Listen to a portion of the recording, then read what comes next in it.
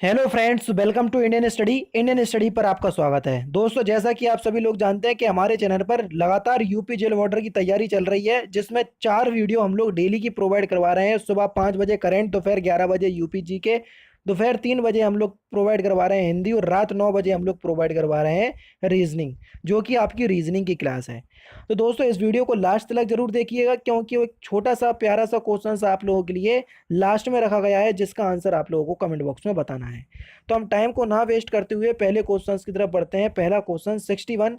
इसमें आपको बताना है कि क्वेश्चंस मार्क के स्थान पर क्या आएगा। आप देख लीजिए, पहले श्रृंखला को पहचानिए। ये 3 का स्क्वायर है, 5 का स्क्वायर है, 9 का स्क्वायर है।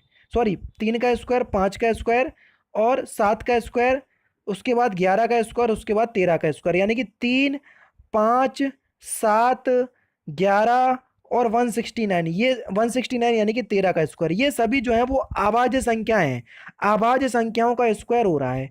अब 3 से पहले सबसे छोटी आवाज्य संख्या कौन सी होती है? 2। तो 2 का स्क्वायर हो जाएगा आपका 4, यानी कि इस क्वेश्चन का आपका सही आंसर क्या हो जाएगा? जल्दी बताओ। 4 आपका बिल्कुल सही आंसर होगा, क्योंकि हमको स्क्वायर बताना है। सबसे छोटी आवाज्य संख्या होती है 2। कभी कभी तो क्वेश्चन यही पूछ लिया जाता है कि सबसे छोटी आवाज्य संख्या बताइए, तो आपका होएगा आपका आंसर 2। ठीक है। नेक्स्ट क्वेश्चन, KDDMFFOHH और फिल इन द ब्लैंक्स के स्थान पर क्या आएगा? देखो, KLM यानी कि 2 जुड़ गया, MNO फिर 2 जुड़ गए, OPQ यानी कि पहले स्थान पर Q आएगा, पहला ऑप्शन, दूसरा ऑप्शन एलिमिनेट। अब देखो, DEF यहां पर भी आपका कितना जुड़ा? DEF 2 जुड़ा, FGH 2 जुड़ा, HIJ यानी कि यहां पर भी आपके 2 जोड़ रहे हैं, ये भी आपकी 2 2 जोड़ में चल रही, तो आपका सही आंसर क्या हो जाएगा? QJJ। समझ रहे? नेक्स्ट क्वेश्चन, नीचे दिए गई श्रृंखला में गलत पद पहचानिए। 1 का क्यू है, 3 का क्यू है, 5 का क्यू है, 5 के बाद आपका 7 का क्यू है, 7 के बाद 8 का क्यू कितना होता है? जल्दी बताओ। 8 का क्यू आना था। ठीक है। या आप एक एक काम कर सकते हैं, विषम संख्याओं का भी क्यू हो सकता है। ये देखो, 1 का क्यू, 3 का क्यू, 5 का क्यू, 7 का क्यू, और 7 का क्यू कितना होता है दोस्तों? 343। ठीक है। 8 का क्यू नहीं, 9 का क्यू, क्योंकि 9 जो है विषम संख्या, 9 का क्यू होता है आपका 729। ठीक है। तो इसमें से सही आंसर क्या हो जाएगा? जल्दी बताओ। 741 की जगह 729 आएगा, यानी कि चौथा ऑप्शन आपका बिल्कुल करेक्ट हो जाएगा। कौन सा? चौथा ऑप्शन आपका बिल्कुल करेक्ट हो जाएगा, क्योंकि यहाँ पर कोई वो नहीं दिया, इसलिए चौथा ऑप्शन करेक्ट। नेक्स्ट क्वेश्चन जल्दी से बताइए, निम्नलिखित में से कौन वैसा ही है जैसा कि लीवर, हार्ट और किडनी है? जल्दी बताओ। लीवर, हार्ट और किडनी उसी प्रकार से संबंध किस में है? लंग्स में, क्योंकि ये सभी जो है हमारे शरीर के आंतरिक अंग हैं। लीवर हो गया, हार्ट हो गया, किडनी हो गया। ठीक है। जबकि ब्लड जो है वो एक तरल भाग है, नोज जो है ये बाहरी अंग है, यूरिन जो है वो भी एक तरल भाग है हमारे शरीर का। नेक्स्ट क्वेश्चन देख लीजिए, क्वेश्चन मार्क के स्थान पर क्या आएगा? जल्दी बताओ। देखो, 12 8 96, यानी कि 8 का मल्टीप्लाई अगर हम 12 में करेंगे तो 12 8 96 हो जाएगा, और 12 7 84 ऑप्शन में दिया है। बिल्कुल सिंपल रीजनिंग थी, आपका चौथा ऑप्शन करेक्ट। कठोर अगर पत्थर से संबंधित है तो कोमल किससे संबंधित होगा? जल्दी बताओ। कठोर अगर पत्थर से संबंधित है तो उसी प्रकार से पंख जो होता है वो कोमल होता है। आपने देखा होगा, कभी कबूतर का पंख मिल जाए तो आप देखना बहुत कोमल होता है। तो तीसरा ऑप्शन बिल्कुल करेक्ट। एवरेस्ट अगर पीक से संबंधित है तो उसी प्रकार संबंध हमको बताना है। दिए गए 4 ऑप्शंस में से सही संबंध किस में दिया गया है वो हमको बताना है। तो जिस प्रकार से एवरेस्ट विश्व की सबसे ऊंची चोटी है, उसी प्रकार से जुपिटर जो है वो सौरमंडल का सबसे बड़ा ग्रह है, अगर आपको पता है, यानी कि चौथा ऑप्शन बिल्कुल करेक्ट। ठीक है। नेक्स्ट क्वेश्चन आपके सामने, इसमें से आपको भिन्न छांटना है। नीलम, माणिक, पन्ना और रत्न। जल्दी बताओ। जल्दी बताओ कि आपका सही आंसर क्या हो जाएगा इसमें। देखो, नीलम, माणिक, पन्ना ये सभी रत्न हैं, जबकि जो डी ऑप्शंस जो है वो एक, ये रत्न के नाम है, वो एक रत्न दिया है, तो इसलिए डी ऑप्शंस आपका बिल्कुल करेक्ट हो जाएगा।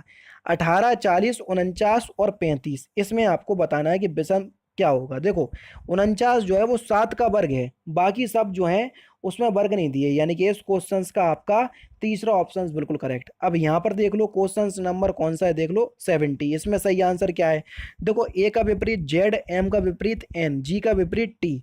यहाँ पर एस जो है वो एच का विपरीत होता, समझ रहे? तो यहाँ पर गलत दिया हुआ है, तो सही आंसर आपका क्या हो जाएगा? सी ऑप्शन बिल्कुल करेक्ट हो जाएगा। समझ रहे? नेक्स्ट क्वेश्चन बच्चों, प्रतियोगिता में फिल इन द ब्लैंक्स उपस्थिति अनिवार्य है। प्रतियोगिता में फिल इन द ब्लैंक्स, जल्दी बताइए कौन सी उपस्थिति अनिवार्य हो जाएगी प्रतियोगिता में? प्रतियोगी गण की उपस्थिति, क्योंकि जो प्रतियोगिता में भाग ले रहा है अगर उसी की उपस्थिति नहीं हुई तो फिर बेकार की बात हो गई ना। चलिए नेक्स्ट क्वेश्चन, छात्रों की एक पंक्ति में प्रभु बाएं से 9वां स्थान पर है। प्रभु जो है बाएं से 9वां स्थान पर हमने रख दिया, और पद्मा दाएं से कौन से स्थान पर? ये थोड़ा सा हमको जूम आउट करने पड़ेगा। 12वीं, कौन से? 12वें स्थान पर। छात्रों की एक पंक्ति में प्रभु जो है वो 9वें स्थान पर है, और पद्मा जो है वो दाएं से 12वीं स्थान पर है। पद्मा जो है दाएं से 12वीं स्थान पर है। कौन? पद्मा। प्रभु और यहाँ पर लिख दे रहे हैं हम हिंदी में पद्मा। ठीक है, चलिए उसी पंक्ति में राय बाएं से 12वां है। राम जो है उसी पंक्ति में बाएं से 12वां है। कौन सा है? 12वां है। तथा राधा दाएं से 9वीं है। इसी पंक्ति में जो है वो राधा जो है वो दाएं से क्या है? 9वीं है। ठीक है, प्रभु एवं राम के बीच कितने बच्चे हैं? प्रभु और राम के बीच कितने बच्चे हैं? देखो यहाँ पर से आपका निकल आएगा 4, और यहाँ से आपका घड़े आएगा 2, तो केवल 2 ही बच्चे निकल के आ रहे हैं। कितने? केवल 2 बच्चे। जी हाँ दोस्तों, प्रभु और राम के बीच कितने छात्र हो जाएंगे? केवल 2 छात्र हो जाएंगे, यानी कि इसमें से कोई नहीं आपका बिल्कुल सही आंसर हो जाएगा। इसको आप करके देखना तो आपका सही आंसर हो जाएगा। ठीक है, चलिए नेक्स्ट क्वेश्चन की तरफ चलते हैं। गेट को हम फेट लिखा जाता है, तो ल्यूट को हम क्यूट लिखते हैं, तो उसी प्रकार काइट को हम क्या लिखेंगे? जल्दी बताओ। देखो FG KL, यानी कि पिछला चल रहा, यानी कि पीछे जा रहे हैं हम। F के बाद आता जी, G से पहले क्या आता? F, L के पहले क्या आता? K। इसी प्रकार से K के पहले क्या आएगा? सबसे पहले तो आप ये बता दो, K के पहले क्या आएगा? K के पहले क्या आएगा? J। अब देखो J कहाँ कहाँ दिया? दूसरा और तीसरा हटा दो। ठीक है, अब क्या हो रहा वो देखो, A का A ही लिखा रहने दिया इनने, U का U लिखा रहने दिया, तो I का हम भी I लिखे रहने देंगे। ठीक है, तो जे आई आ रहा, तो देखो चौथा भी ऑप्शन एलिमिनेट हो गया, तो पहले ही ऑप्शन बचा बस, तो पहला ऑप्शन सही आंसर हो जाएगा। ज़्यादा हमको रीजनिंग में ऐसा नहीं है कि पूरे ही क्वेश्चंस का आंसर निकालने बैठ गए। हमारे पास ऑप्शंस मिल गया, काम खत्म। एग्जामिनर हमको ये नहीं पूछ रहा है कि आपने सॉल्व कैसे किया, एग्जामिनर तो ये पूछ रहा है आपका सही है या नहीं है, बताओ। ए की वर्तमान आयु बी की वर्तमान आयु से दुगनी है। ठीक है, ए की जो वर्तमान आयु जो है वो बी की वर्तमान आयु से क्या है? दुगनी है। ठीक है, चलिए 8 वर्ष बाद बी की आयु सी की आयु की 4 गुनी हो जाएगी। 8 वर्ष बाद, बी की अभी प्रेजेंट में क्या है? एक्स है, तो 8 वर्ष बाद ये सी की आयु की क्या हो जाएगी? जल्दी बताओ। 4 गुनी हो जाएगी। तो सी की आयु की 4 गुनी होगी ना, तो सी की आयु की क्या हो जाएगी? 4 गुनी। ठीक है, तो इसको हमको पूरा सॉल्व करना पड़ेगा, लेकिन आसानी से बता सकते हो। तो सही आंसर आपका क्या हो जाएगा? 96। अगर आप बोलोगे तो आराम से सॉल्व हो सकता है, लेकिन ये स्क्रीन में थोड़ा सा कम जगह दी हुई है इसलिए। ठीक है, नेक्स्ट क्वेश्चन की तरफ चलते हैं। पीक को हम किसी कोड में 3512 लिखते हैं, उसी प्रकार से हम डाइन को क्या लिखेंगे? देखो यहीं से इसका कोड निकल ही आएगा। देखो के का कोड क्या निकल रहा? के का कोड निकल रहा 2। आई का कोड क्या निकल रहा? यहाँ से देखो आई का कोड निकल रहा 8। 28 कहाँ पर दिया? ये हटाओ, ये हटाओ, ये हटाओ, तीसरे ऑप्शन में दिया, तो तीसरा ऑप्शन करेक्ट। ज़्यादा हमको दिमाग लगाने की जरूरत नहीं है। दी गई आकृति में कितने चतुर्भुज हैं? आपको लगता है इसमें बहुत कम चतुर्भुज हैं, लेकिन अगर आप इनको गिनने बैठेंगे ना तो ये अच्छे खासे निकल आते हैं। तो जल्दी बताओ। देखो 4 तो आपके यही दिख रहा है फलक। ठीक है, फिर आपके 4 तो यही हो जाएंगे। ठीक है, 3 फलक वाले चतुर्भुज हैं, एक यानी कि एक 3 फलक वाले भी चतुर्भुज निकल रहे हैं। ठीक है, तो अगर आप इस हिसाब से देखेंगे टोटल आपके कितने चतुर्भुज निकलेंगे, मैं आपको बताता हूँ। टोटल 18 चतुर्भुज आपके निकलेंगे। ठीक है, आराम से आप इनको गिनना, इनकी शॉर्ट ट्रिक नहीं होती है, जो शॉर्ट ट्रिक होगी वो आपको मैं बताऊंगा। ठीक है, नेक्स्ट क्वेश्चन दोस्तों आपके सामने है। निम्नलिखित में से छोटा त्रिभुज, बड़ा त्रिभुज, वृत्त और आयत क्रमशः अध्यापकों, राजनीतिकों, स्नातकों और संसद सदस्यों को दर्शाते हैं। ठीक है, विभिन्न क्षेत्र अंग्रेजी वर्णमाला में दर्शाए गए हैं। ठीक है, निम्नलिखित में से कौन से क्षेत्र राजनीतिक स्नातक हैं पर सांसद नहीं? अब ये देख लो, ऐसे क्वेश्चंस में हम लोग क्या करा करो, देखो आप लोगों को लिखने की जरूरत नहीं है, क्योंकि आप लोग ऑफलाइन एग्जाम देंगे तो यहाँ पर लिख लोगे कि कौन सा क्षेत्र जो है वो किससे संबंधित है। अगर ऑफलाइन एग्जाम नहीं देते तो मैं आपको समझाता कि आपको कंप्यूटर पे कैसे करना है, क्योंकि जेल वार्डर का एग्जाम ऑफलाइन है, इसलिए हमको ये देखना है। पहले तो आप ये देख लो कि छोटा त्रिभुज, बड़ा त्रिभुज, वृत्त और आयत। छोटा त्रिभुज आपका ये दिया, छोटा त्रिभुज किसे दर्शाता है? अध्यापकों को, आ लिख लिया हमने। उसके पास बड़ा त्रिभुज किसको दर्शाता है, राजनीतिकों को, हमने रा लिख लिया। उसके बाद वृत्त किसको दर्शाता है, वृत्त स्नातकों को दर्शाता है, हमने सा लिख लिया। उसके बाद आयत जो है वो किसको, संसद सदस्यों को, ये आयत है तो संसद सदस्यों को दर्शाता है, ठीक है। अब वो जो कह रहे हैं निम्नलिखित में से कौन से राजनीतिक स्नातक हैं, राजनीतिक बड़े त्रिभुज में आता है और स्नातक काय में आता है, गोले में आता है, पर संसद सदस्य नहीं, और संसद सदस्य यानी कि उसमें नहीं आने चाहिए, आयत में नहीं आने चाहिए। तो जल्दी से बता दो। तो देखो आपका बी हो गया, बी हो गया राजनीतिक स्नातक होने चाहिए, बी जो है वो राजनीतिक स्नातक है, और सी भी है, बी और सी दोनों आ रहे, देखो बी और सी दोनों आ रहे, ठीक है। राजनीतिक भी हैं और ये स्नातक भी हैं। उनने ये थोड़ी ना बोला कि अध्यापक नहीं होने चाहिए। अगर वो ये बोल देते कि अध्यापक नहीं होने चाहिए तो केवल और केवल आपका सही आंसर क्या होता मेरे प्यारे बच्चों, जल्दी बता दो। तो केवल और केवल आपका सही आंसर होता बी। लेकिन उनने ये बोला कि केवल संसद सदस्य नहीं हो, तो आपका पहला ही ऑप्शन बिल्कुल करेक्ट हो जाएगा बच्चों। नेक्स्ट क्वेश्चन जल्दी से बता दीजिए।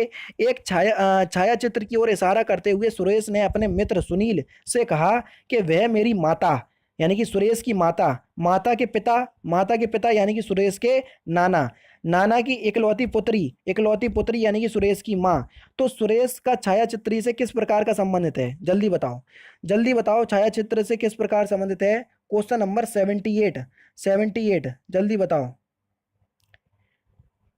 तो जो पुत्री जो होगी वो एकमात्र पुत्री है, तो सुरेश का छाया चित्र से क्या संबंधित हो जाएगा, यानी कि सुरेश की ये क्या हो जाएगी, पुत्री हो जाएगी, यानी कि पहला ऑप्शन आपका बिल्कुल करेक्ट हो जाएगा।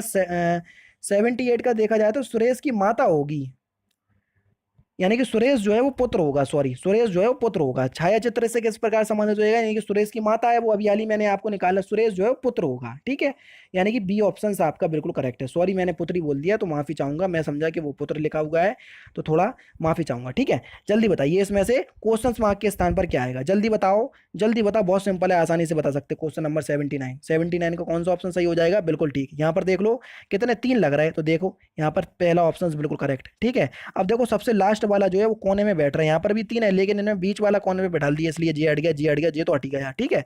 नेक्स्ट क्वेश्चन, मेरा घर बाजार से दक्षिण की ओर है। देखो ये हमने मान लिया कि ये बाजार है, ठीक है। बाजार से दक्षिण की ओर क्या है, मेरा घर, तो ये मेरा घर हो जाएगा, ठीक है, बाजार से दक्षिण की ओर। चलिए आगे पढ़ते हैं। मेरे घर से पूर्व की ओर डाकघर है, मेरे घर से पूर्व की ओर ये मेरा घर है, यहाँ पर मैंने मान लिया क्या है, यहाँ पर डाकघर है, चलिए डाकघर है। चलिए मेरे घर से बाजार और डाकघर दोनों एक ही समान दूरी पर है, यानी कि मेरे घर से जितनी दूरी यहाँ पर एक्स है उतनी ही दूरी यहाँ पर डाकघर की है, ठीक है। पहले मैं बाजार जाता हूँ और वहां से डाकघर के लिए चलता है, पहले मैं बाजार गया, यहाँ पर गया बाजार, फिर वहां से डाकघर के लिए चलता हूँ, ठीक है, वहां से डाकघर के लिए चलता हूँ। जब मैं आधी दूरी, देखो आधी दूरी यही हो गई, आधी दूरी, ये आधी दूरी हो गई डाकघर की।